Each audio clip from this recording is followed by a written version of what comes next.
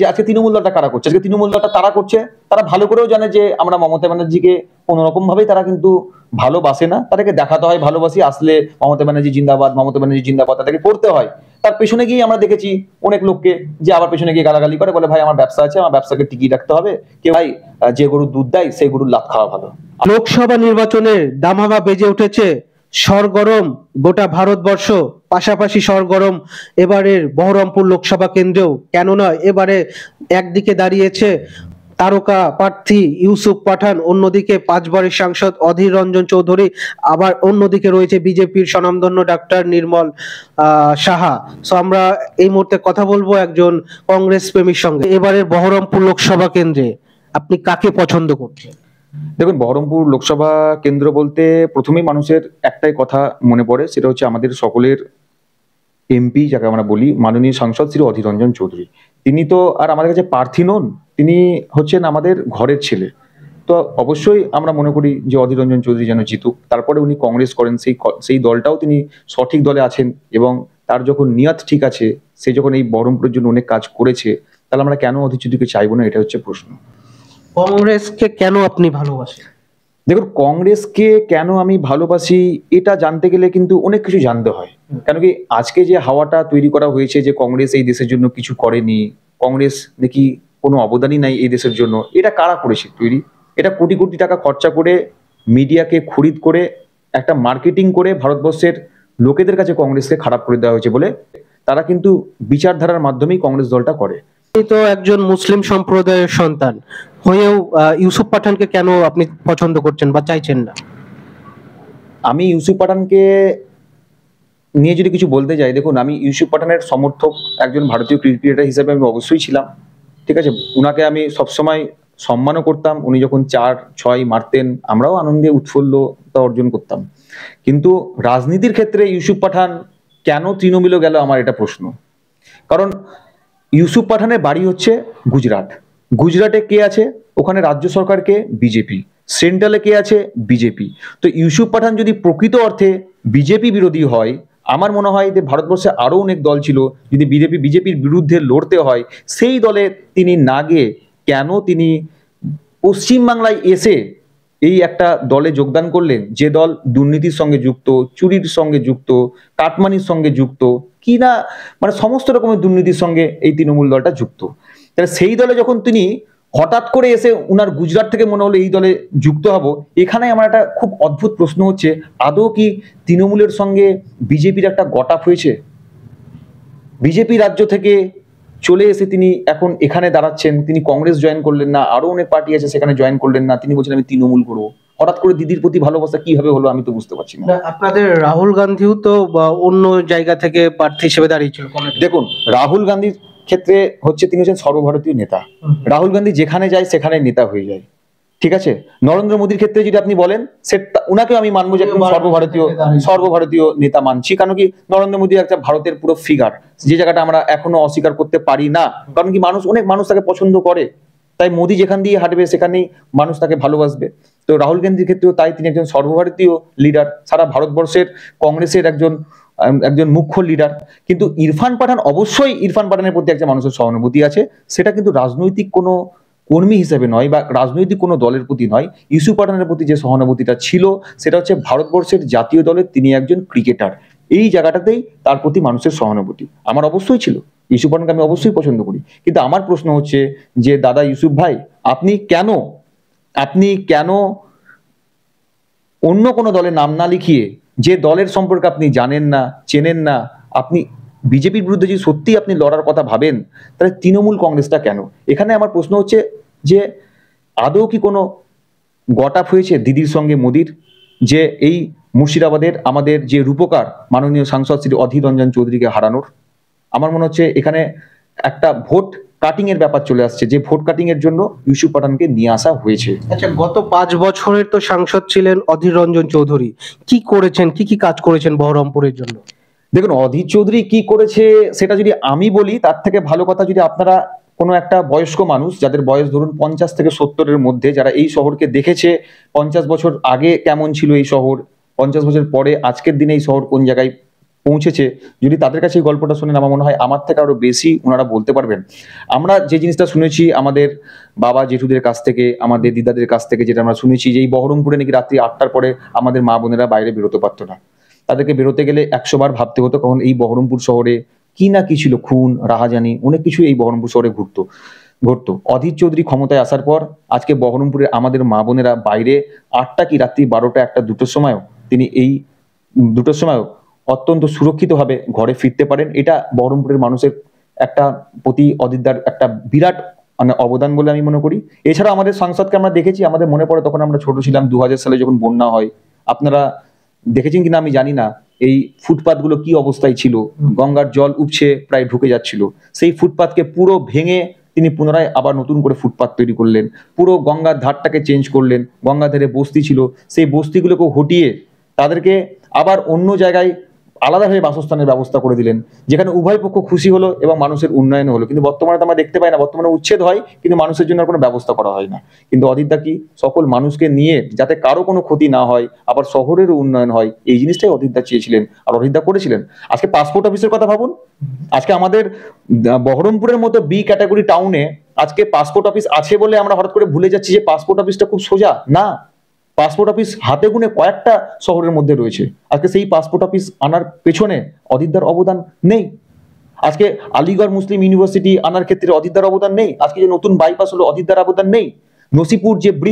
Nasipur bridge যেটা তৈরি হলো, যেটা দীর্ঘদিন ধরে মানুষের একটা আশা ছিল যে গঙ্গার ওপারে থেকে ট্রেন না ধরে যদি আমরা এদিক থেকে ট্রেন ধরে নর্থ বেঙ্গল পৌঁছাতে পারি, অনেক মানুষ প্রচেষ্টা করেছিল, সেটা কিন্তু অদিতদা সেই জায়গাটাতে কিন্তু অনেক রকম ভাবে চেষ্টা করে মানে ফাইনালি এই জিনিসটাকে ডান করলেন। কিন্তু বিজেপি তো দাবি করছে তাদের কৃতিত্বটা এখানে বেশি। দেখো, বিজেপি কি দাবি করছে সেই প্রসঙ্গে আমি কোনো কথা বলতে এই কারণে চাই না, কারণ বিজেপি দলটাই হচ্ছে একটা এমন একটা দল যে ক্রেডিট নিতে ভালোবাসে, যে কোনো কিছুতে ওরা ক্রেডিট নিতে ভালোবাসে, আর ক্রেডিট নিয়েই এরা রাজনীতি করছে। ভারতবর্ষে মিডিয়াকে কিনে রেখেছে, মিডিয়া শুধু বিজেপি সবসময় পজিটিভ জিনিস দেখায়, আর ভারতবর্ষের বিরোধীরা কি করেছে, মিডিয়া সবসময় নেগেটিভ দেখায়। তো এই জন্য আমাদেরকে ওরা যা বলে মানুষকে শুনতে হয়। কিন্তু প্রকৃত অর্থে যদি এর বীজ আমরা দেখতে চাই যে ভারতবর্ষের উত্থানে কংগ্রেসের কি অবদান আর বহরমপুরের যে উন্নয়ন সেটা অদিতদার কি অবদান, সেটা যদি খুব সূক্ষ্মভাবে আমরা দেখি তাহলে কিন্তু আমরা বুঝতে পারবো।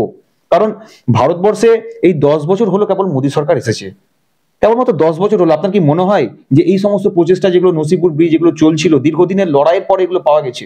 আপনার কি মনে হয় যে তখন বিজেপি সরকার প্রথম এর জন্য আবেদন করেছিল, বহরমপুরের মুর্শিদাবাদের যারা বিজেপি লিডার আছে তারা বলেছিল যে প্রথম নসিপুর ব্রিজ তৈরি করো? আপনাদের কি মনে হয়? কখনো হতেই পারে না। এগুলো সব অদিতদার অবদান। আর অদিতদা কিছু করেনি, কারা তৈরি করছে? যাদের কিছু পাওয়ার ব্যাপার আছে, যারা জানে যে আজকে তৃণমূল দলটা কারা করছে, আজকে তৃণমূল দলটা তারা করছে, তারা ভালো করেও জানে যে আমরা মমতা ব্যানার্জিকে কোনো রকম ভাবেই তারা কিন্তু ভালোবাসে না। তাদেরকে দেখাতে হয় ভালোবাসি, আসলে মমতা ব্যানার্জি জিন্দাবাদ তাদেরকে করতে হয়। তার পেছনে গিয়ে আমরা দেখেছি অনেক লোককে যে আবার পেছনে গিয়ে গালাগালি করে, বলে ভাই আমার ব্যবসা আছে, আমার ব্যবসাকে টিকিয়ে রাখতে হবে। কেউ বলে দেখ ভাই কিছু পেতে গেলে কিছু করতে হবে, আবার কেউ বলে ভাই যে গরুর দুধ দেয় সেই গরুর লাত খাওয়া ভালো। আজকে সেই সমস্ত লোকরা কিন্তু তৃণমূল করছে। আজকে কংগ্রেস কিন্তু যারা আজকের ডেটে কংগ্রেসের টিকে আছে তারা হচ্ছে কংগ্রেসের প্রকৃত প্রেমী। তারা বিচারধারার উপর দাঁড়িয়ে আজকে এই কংগ্রেস দলটা করেছে, যেরকম মহাত্মা গান্ধী করেছিল, লাল বাহাদুর শাস্ত্রী করেছিল, ক্ষুদিরাম বসু করেছিল, নেতাজি সুভাষচন্দ্র বসু করেছিল, বিপিন চন্দ্র পাল করেছিল। আজকে তাদের মতো মানসিক দিক দিয়ে যারা সমান জায়গায় আছে তারাই আজকে বেশিরভাগ লোক কংগ্রেস করছে। তারা জানে যে এই দল করলে আমরা কিছু পাবো না, বরং আমাদের পিছনে বিভিন্ন রকম ভাবে ED, CBI, income tax department লাগিয়ে আমাদের ক্ষতি করার চেষ্টা করা হতে পারে। সেটা জেনেও আজকে তারা সেই দল করছে শুধুমাত্র ভালোবাসা থেকে, শুধুমাত্র ভারতবর্ষকে যায়। আপনার কাছে করোনা যখন দেশে মহামারী আকার ধারণ করে সে সময় প্রশ্ন উঠছিল যে অধীর চৌধুরী বহরমপুরের সাংসদ হয়ে দিল্লি বসে রয়েছে। এই জায়গাটায় এই প্রশ্নটা যারা বিরোধীরা করছে, এখানে আমি একটা জায়গায় বলতে চাইবো যে অধীরদার সঙ্গে যদি আপনি কোনো একটা পাড়ার কাউন্সিলর বা একটা এমএলএ এর সঙ্গে আপনি যদি মিশিয়ে দেন, বা একটা এমপির সঙ্গে যদি অধীরদাকে মিশিয়ে দেন, তাহলে ভুল হবে। অধীরদাকে কিন্তু এই বহরমপুরের মানুষ শুধু এমপি রাখেননি। এমপি একদিনে যে অধীরদা বেনেছেন সেটাও নয়। আপনারা জানেন নবগ্রাম থেকে দাঁড়িয়েছিলেন, সেখানে একবার হেরেছিলেন, তারপরে পুনরায় জিতেছিলেন, তারপরে আবার এমপি হয়েছেন। এইভাবে হতে হতে হতে হতে তিনি এমপি হতে হতে হতে মুর্শিদাবাদ জেলা কংগ্রেস সভাপতি ছিলেন, তারপরে প্রদেশ কংগ্রেস সভাপতি হলেন, তারপরে একবার রেল প্রতিমন্ত্রীও হয়েছিলেন। এইভাবে ধীরে ধীরে ধীরে ধীরে পরীক্ষা দিতে দিতে অধীরদা আজকে এই জায়গায় পৌঁছেছেন। সাধারণ মানুষের দুয়া এবং আশীর্বাদ নিয়ে হঠাৎ করে ওই জায়গায় তিনি পৌঁছাননি। তাই উনার যে কাজ, সেই কাজটা আমাদেরকে ভুলে গেলে হবে না। আমরা যদি মনে করি উনি চাল নিয়ে গেটের বাইরে দাঁড়িয়ে থাকবেন, হ্যাঁ, সেটা ভুল। কারণ চাল নিয়ে দাঁড়িয়ে থাকার জন্য উনার লোকেরা আছে, উনি লোক রেখে দিয়েছেন। উনাকে কি করতে হয়, উনাকে তো দিল্লিতে থাকতেই হবে, কারণ তিনি ভারতবর্ষের অপোজিশন লিডার। অপোজিশন লিডার মানে ভারতবর্ষের প্রধানমন্ত্রী যদি কোনো জায়গায় কোনো কথা বলে, তাহলে অপোজিশন লিডারকে সেই জায়গায় কথা বলতে হবে। তাহলে অপোজিশন লিডার কি বিষয় নিয়ে কথা বলবে? চাল ডাল আলুতে কি পড়ে থাকবে? করোনার সময় তিনি যে কাজগুলো করেছেন, আমি গ্যারেন্টি দিয়ে বলতে পারি এখানে তৃণমূল নেতারা কেউ করতে পারবে না। কারণ তিনি বাইরে যে সমস্ত পরিযায়ী শ্রমিকগুলো আটকে ছিল, সেই সমস্ত পরিযায়ী শ্রমিকরা তখন খেতে পাচ্ছে না, তারা কান্নায় তারা আত্মহারা হয়ে পড়েছে। তখন সেই জায়গাটায় অদিত দা ওখানে একটা রুম, মানে নিজের অফিসকে কন্ট্রোল রুম বানিয়ে একের পর এক সারা ভারতবর্ষের এমপি কে ফোন করে সেই সমস্ত লোকগুলোকে বাড়ি ফিরিয়ে দেওয়ার কাজ করেছিলেন। আজকে পারবে কোনো নেতা তৃণমূলের? আর যেগুলো বলছে না যে বহরমপুরের মানুষদেরকে তিনি আসেননি, তিনি দিল্লিতে বসে আমরা দেখতে পেয়েছি তিনি কি কি করেছেন পরিযায়ী শ্রমিকদের জন্য। যারা যেখানে আটকে পড়েছে তাদেরকে ঘরে ফেরানোর ব্যবস্থা তিনি করেছিলেন। আর যারা বলছেন যে অদিত দা বহরমপুরে আসেননি, তো অদিত দা তোমরা যে কাজগুলো করেছো, তৃণমূলের নেতারা যে সমস্ত কাজগুলো করেছো, বা বিজেপি নেতারা যে সমস্ত কাজগুলো করেছো, অদিত দাও সেই ধরনের কাজগুলো করেছে। কিন্তু অদিত দা হয়তো সবসময় আসতে পারেননি, কারণ অদিত দাকে ভারতবর্ষের বৃহত্তর সমস্যাগুলো নিয়ে লড়তে হয়, যেটা ভারতবর্ষের 140 কোটি মানুষের সমস্যা, সেই সমস্যা নিয়ে তিনি কথা বলেন। তিনি যে মানুষের দুয়ারে আশীর্বাদে যে ওই জায়গাটায় পৌঁছেছেন, সেটা উনার একটা বিশাল বড় প্রাপ্য। কারণ তিনি আজকে ওই ড্রেন লাইট এই জায়গায় পড়ে নেই, এই জায়গা দেখার জন্য আরো অনেক কংগ্রেস লোককে তিনি রেখে দিয়েছেন যারা এই সমস্ত জিনিসগুলো দেখবেন। তাই তৃণমূল নেতাদেরকে বলবো, আপনারাও সেই জায়গায় পৌঁছান না। আপনারা তো প্রথম কথা মানুষের দুয়ার আশীর্বাদই সেই জায়গায় পাবেন না, তো ভারতবর্ষের অপোজিশন লিডার তো দূরের কথা। আপনারাও পান, আপনারাও দিল্লিতে বসে থাকুন, তখন বোঝা যাবে। কিন্তু আপনাদেরকে সেই সুযোগ দিচ্ছে না। আপনাদেরকে ড্রেন তৈরি করতে দিলে তো ড্রেনের টাকা আপনারা মেরে খেয়ে নিচ্ছেন। আপনাদেরকে যদি ড্রেন তৈরি করতে দেওয়া হচ্ছে, সেই ড্রেনের টাকাই তো আপনারা মেরে তৈরি করে পেরেছেন, কারণ 100 দিনের টাকা আপনারা মেরে খেয়ে নিচ্ছেন। যদি অদিত দা এই ধরনের কাজগুলো করতো, তাহলে অদিত দাকে মানুষ 140 কোটি মানুষের দাবি দেওয়া নিয়ে পাঠাতো না, দ্রব্যমূল্য বৃদ্ধি নিয়ে কথা বলতে পাঠাতো না, 370 ধারা নিয়ে কথা বলতে পাঠাতো না, এনআরসি নিয়ে কথা বলতে পাঠাতো না। তিনি ভারতবর্ষের সকল মানুষের জন্য কথা বলছেন, তো তাকে তো দিল্লিতে সময় দিতেই হবে, আর সেটা তো মানুষ পাঠিয়েছে। এই জায়গাটা আমাদেরকে ভুলে গেলে চলবে? আমরা তো এমন নয় যে অদিত দাকে আমরা দেখতে পাচ্ছি না বহরমপুর শহরে, এবং আমরা অন্য কোনো জায়গায় দেখছি যে ঠাট্টা তামাশা করতে। না, আমরা যখন বহরমপুরে দেখি না, তখন আমরা টিভির পর্দায় দেখছি। টিভির পর্দায় তিনি নরেন্দ্র মোদীর সামনে চোখে চোখ রেখে যে সমস্ত অনৈতিক কাজগুলো চলছে তার বিরুদ্ধে তিনি প্রতিবাদ করছেন। তা সেগুলো কি প্রতিবাদ নয়? সেগুলো কি মানুষের হয়ে কাজ করা নয়? বলুন আপনারা। আচ্ছা, এনআরসির বিষয়ে আপনি কথা বললেন। এনআরসি নিয়ে রিসেন্টলি একটা আতঙ্ক বা একজন মারা যায়, আতঙ্কে কি এনআরসিটা দেখুন, আমরা প্রথমেই একটা জিনিস বারবার করে বলেছিলাম যে এনআরসি নিয়ে ওরা যে জিনিসটা করে, যে মানুষকে একটা ভীত সন্তুষ্ট করা। তারা ভালো করেই জানে যে এই এনআরসি মাধ্যমে যারা প্রকৃত ভারতবর্ষের বসবাসকারী, তাদেরকে এইখান থেকে তাড়ানো যাবে না। হাওয়াটা কি, হাওয়াটা যে তৈরি করার চেষ্টা করা হয়, এখানে দু ধরনের দল দু রকম ভাবে সুযোগ নেয়। একটা দল দেখাতে চাই, দেখো আমরা এই দেশ থেকে সমস্ত মুসলমানদেরকে আমরা তাড়িয়ে দেবো, এই দেশটাকে পুরো হিন্দু দেশ বানিয়ে দেবো।